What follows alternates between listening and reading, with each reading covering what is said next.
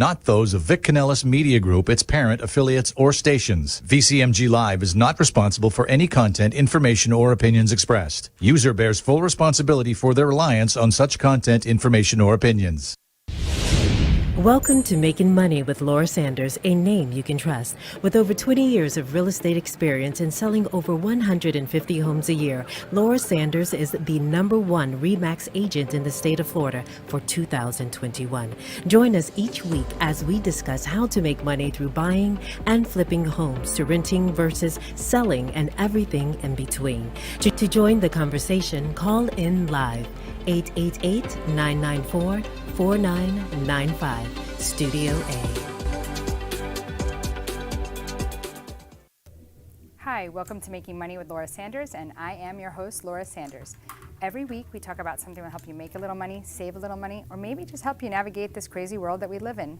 Today we're going to talk about the real estate market and what is going on since the election. Is the market going to get better? Is the market going to tank? Where are we at? And we're talking with Dawn today. So welcome, Dawn. Thanks for talking with us. Thank you so much. And, you know, this market is a little strange, and all I hear is, oh, I'm waiting. Well, everyone was waiting before COVID, and then COVID came, and the prices went up. And then everyone was waiting after COVID to see if the interest rates were going to stay, and they were really low. And the prices still went up. Prices went up, and then interest rates started to go up, and then people were waiting. And they started coming down, so everyone's waiting. But you and Max always say the best time to buy, if you didn't buy yesterday, is to buy today. Right. Still is the case? Yeah, so funny, the other day I went to go look up a client's address to go drop something off at their house. So I looked at what they had paid for their house, and I was just like, I should have bought 10 of those. And, you know, you just think to yourself, like, if they hadn't have done that, where would you be at? And my husband and I were talking this morning in the bathroom. We're like, if we hadn't have bought our house when we bought our house, like, how do you live? Because rents are crazy. Yeah. You talk about condo fees, all these new assessments now because of what happened down in Miami. Right. The assessments are crazy. Everyone's selling. I know North Miami, I hear some of these high rises, everything's for sale because they just put like a $200,000 assessment on some of the places. Right. And you know what will happen with that? What will happen there is, and I've read an article that says that, you know, the condo market will collapse. If there's a $200,000 assessment going on for all those condos, then what will happen is those people can't afford it, they'll default, and somebody else will come in, they'll knock the building down, they'll buy them out for a cheap price, knock the building down and rebuild it back up again. So when they talk about the condo market collapsing, they're not joking. You think about the amount of condos that we have, because we're right sunny South Florida. We just heard the commercial. Beautiful, all up and down the coastline. And because of the age of them, because Florida had everything for so many years, they're having all these huge assessments, $300,000, and people are in their 80s, right? They've been there for years and years and years. But that's part of the problem. The people that are in their 80s that have been there for years and years and years, there's a meeting, at least one meeting every year, to determine the budget. And you're asked a simple question. Do you want to waive reserves? So what happens if you waive reserves? And people weren't thinking about the massive repairs that have to happen on a building, especially one that's around saltwater, and the cracks in the foundation. And so if they ask you to waive reserves, what does that mean ultimately? So you're just not going to put anything, you're not going to hold it, or you are going to hold it? So you're still going to have money in the account, right? Because it's going to cover your normal things like the cable TV, cable, insurance, which that's gotten very expensive, hence why prices have gone up on the maintenance, right? So it's relative to housing, right? Taking care of the landscaping, lawn, parking lots, all that stuff. What it doesn't include is the reserves. So, for instance, everybody's going to need a new roof eventually, right? But are you collecting a line item for now and the future for the roof? So that's part of reserves to cover that roof in the future when it comes. So you got the foundation, right? The things that you have to look at, yeah, structural you need to damage, paint everything. the building every 7 years. You need to, there's just so many different things. You got to redo the pool, Furniture doesn't last outside, especially in this weather. There's a lot of things. You still have other maintenance issues that need to be addressed. And when the question is asked, do you want to have reserves? So come 2025, that's not going to be your choice. What do you think is going to happen? Oh, I already know. It's the law that is going to be going to full reserves. Now, every building, there's no one answer for any building because every building is going to be assessed. And when I say assessed, literally assessed, but assessed in the fact of they're going to look at the budget and they're going to say, are you collecting reserves for the roof that's going to be like, because your roof on your building might be done in 2010 and somebody else's building might have been done in 2000. So who's going to need a new roof? The 2000, right? So they're going to need a roof sooner than the one for 2010. Right. So they had already had an assessment. So now they know that the lifespan of that roof is, let's just say it's 25 years. They have 15 years to get enough money collected in order. So this is all done by, they do a forensic accounting. They basically do, it's a special thing that they do. It costs about $6,000 or $7,000 typically for the buildings to do it. This used to be something that we would ask people to do in order to get FHA approved. And of course the buildings weren't willing to spend it. Now they don't have a choice because they have to follow government guidelines and they wouldn't want to be penalized by the government. So, And this isn't because of the new administration. This is just coming down the pike because yeah, this has nothing to do. This is just the use of the condo market. Correct. This has nothing to do with elections or anything of that sort. This has to do with really realistically what had happened with, which is so sad.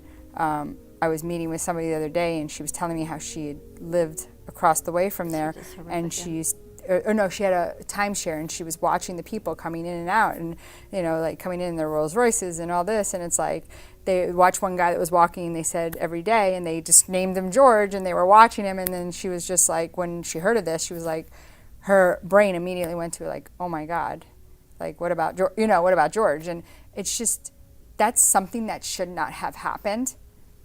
And Do you think it's changed people? I know it's off your topic of actually looking to buy condos. Yeah, we will get to the topic of what has it changed the mindset of people who come to Florida, right? The best, most beautiful place to live, the beaches from New York. Some people don't care. And they're thinking, maybe no, I won't do a condo. Yeah, I have somebody buying a $2.75 million condo right now in Sunny Isles. Beautiful. Yes, it was beautiful, and the video is amazing, and we definitely should show that one day.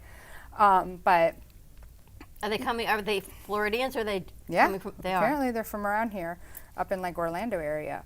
But my thing is, so my mom, she was like, I kept saying, you should really downsize. You don't need the house, and she says, I'm not moving to a condo so it can fall on me. I go, we'll put you on the top floor. She's like, so yeah, I think that some people, yes, they are concerned. I think they're concerned. They're not worried about it falling on them. They're worried about the except for my mother.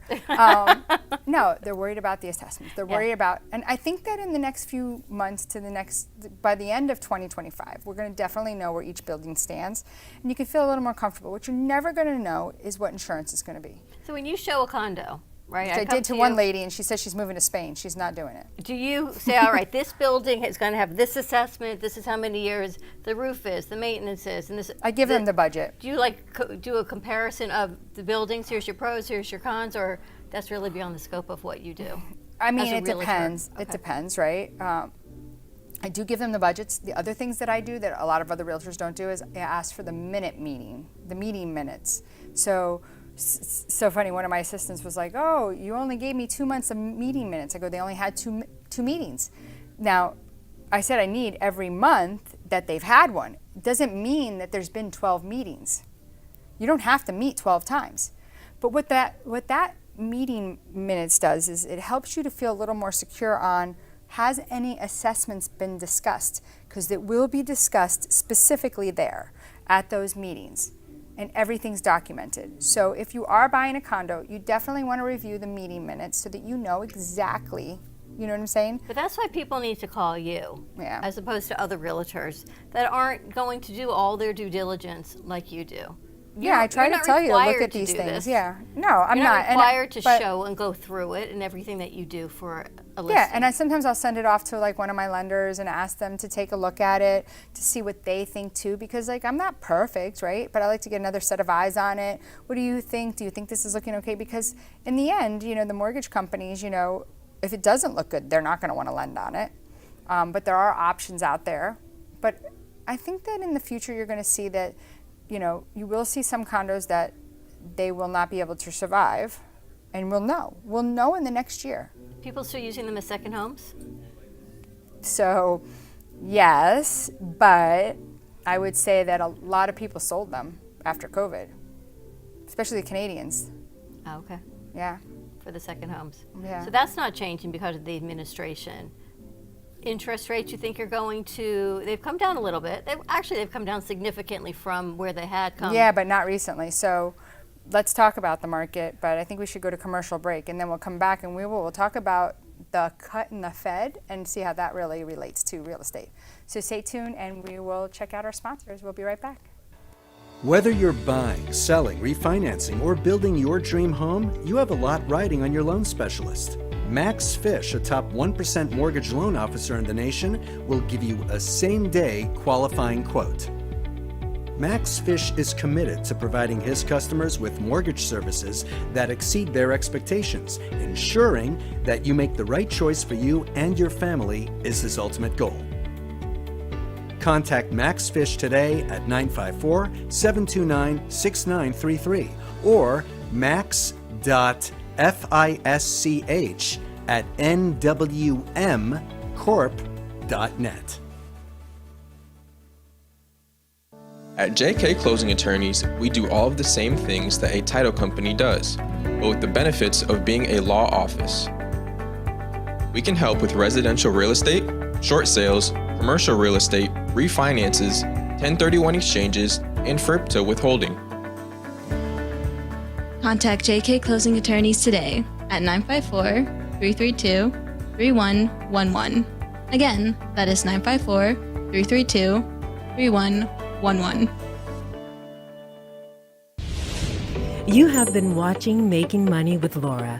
For more information, contact Laura Sanders at 954-650-0827 or visit her website at thelaurasell.com. And now back to the show.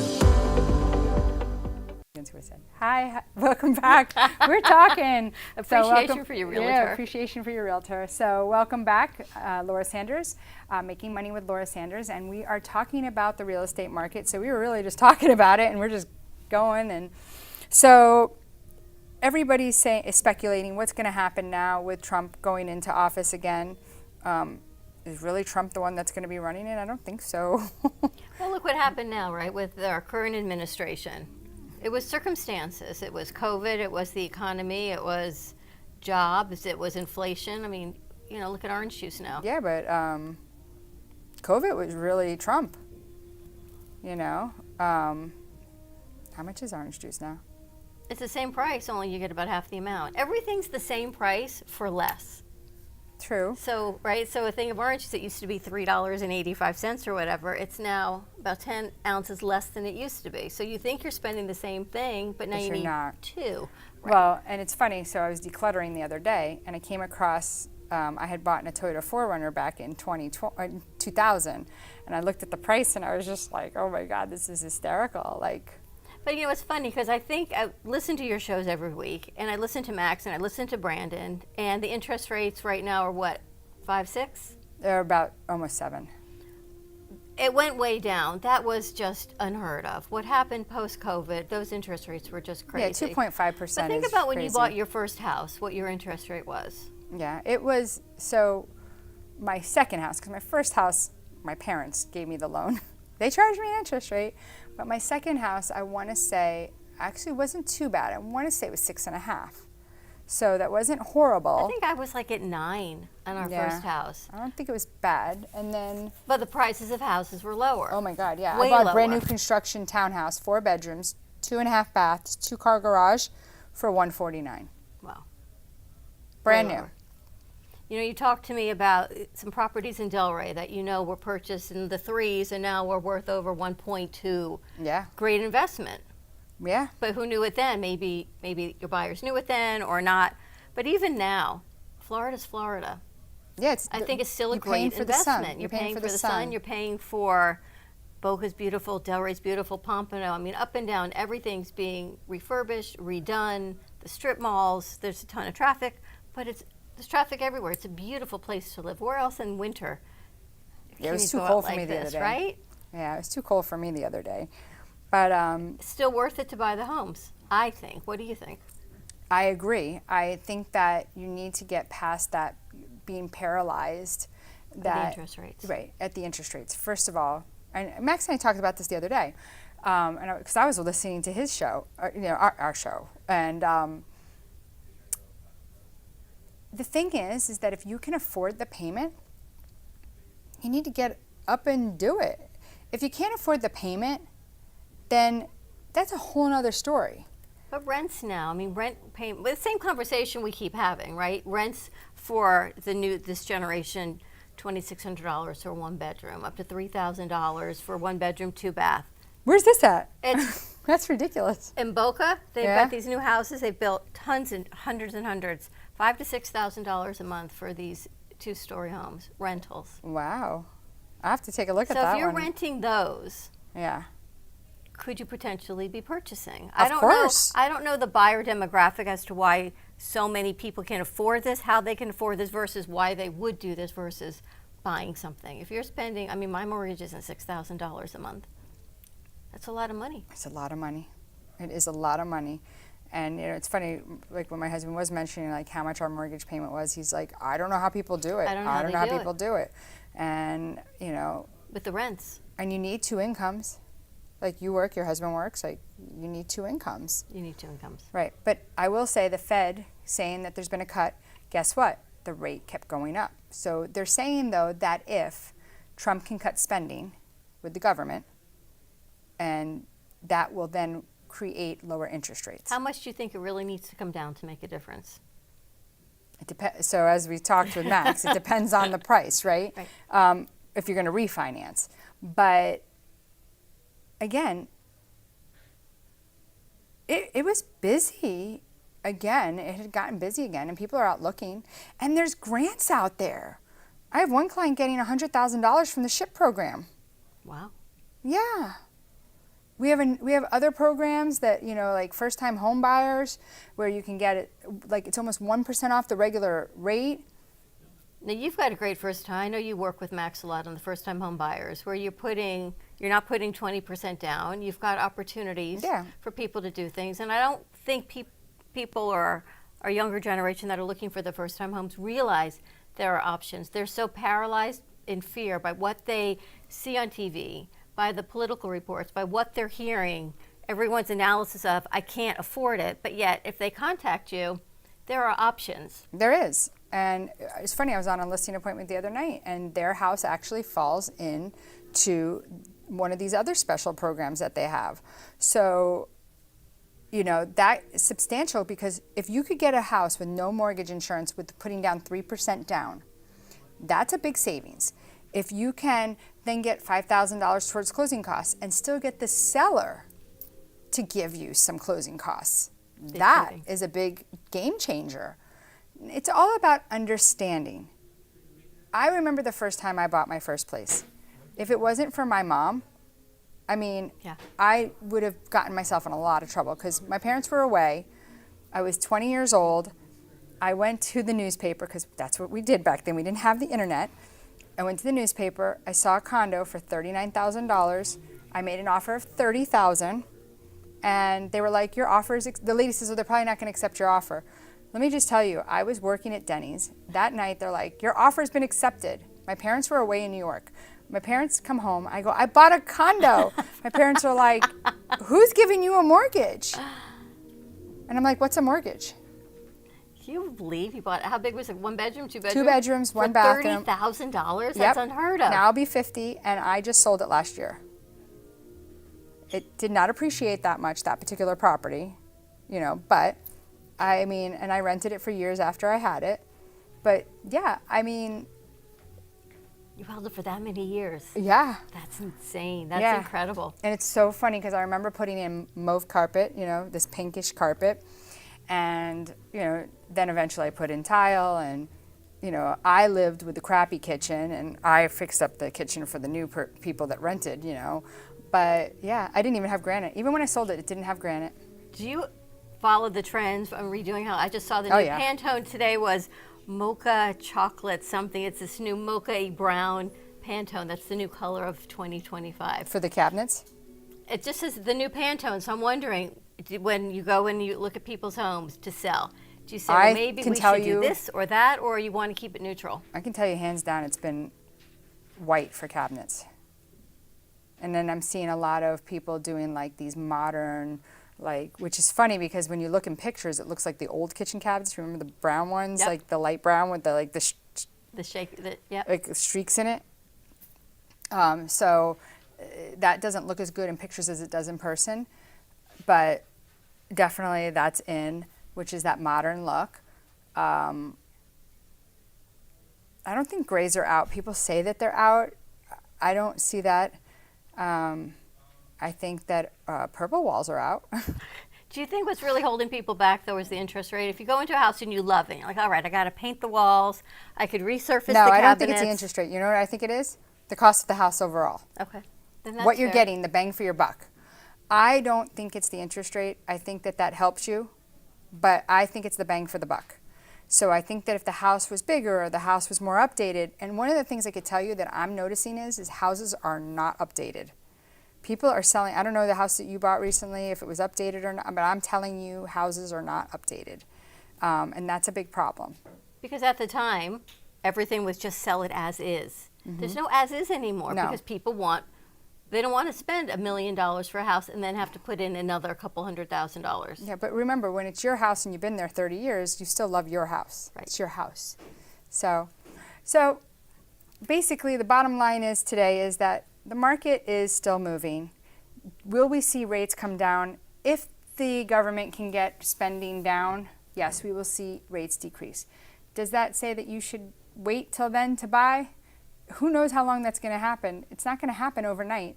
So you still need a place to live. So if I was you, I would definitely look into buying homes. If you have any questions, definitely give me a call. My number is 954-650-0827. And my web address is lauracell.com, so check it out. And other than that, we'll see you next Thursday. Have we a still great got night, time. guys. Go Thank ahead. you for coming out. Thank you. Have a happy holiday. Thank you. Thank you for tuning in for Making Money with Laura Sanders, a name you can trust. To join the conversation, call us at the studio, 888-994-4995 Studio A, or contact Laura directly at 954-650-0827. Laura Sanders.